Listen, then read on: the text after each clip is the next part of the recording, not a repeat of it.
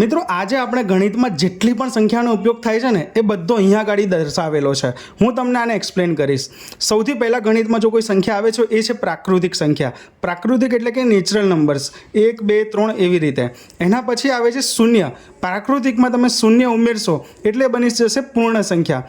પૂર્ણ સંખ્યા એટલે કે 0થી શરૂઆત થશે અને છેક સુધી પોઝિટિવમાં ચાલશે. પછી આવશે ઋણ પૂર્ણાંક, એના અંદર ઉમેરવાના તમારે, એટલે કે -1, -2, -3. તો પૂર્ણ સંખ્યા વત્તા ઋણ પૂર્ણાંક આ બંને ઉમેરો એટલે તમારે બનશે પૂર્ણાંક સંખ્યા. પૂર્ણાંક સંખ્યાને Z તરીકે ડિનોટ કરીએ છીએ આપણે.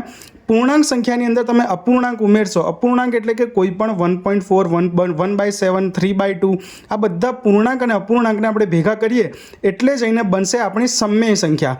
સમમેય સંખ્યા અને અસમમેય સંખ્યા આ બંને વિશે હું અલગ વિડીયો બનાવીશ, પણ આ બંને સંખ્યાને ભેગી કરીએ એટલે આપણને મળશે વાસ્તવિક સંખ્યા. વાસ્તવિક સંખ્યા એટલે કે જેનો આપણે રૂટીન લાઈફમાં યુઝ કરીએ છીએ તેને R વડે ડિનોટ કરવામાં આવે છે.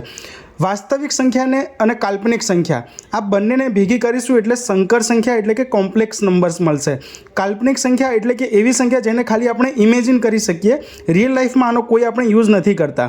અને સંકર સંખ્યા એટલે આ બંનેને ભેગી કરીને જે પણ સંખ્યા બની એને આપણે કોમ્પ્લેક્સ નંબર્સ અથવા તો સંકર સંખ્યા વડે જાણવામાં આવે છે અને જેને C વડે ડિનોટ કરવામાં આવે છે, જ્યારે કાલ્પનિક સંખ્યાને I વડે ડિનોટ કરીએ છીએ.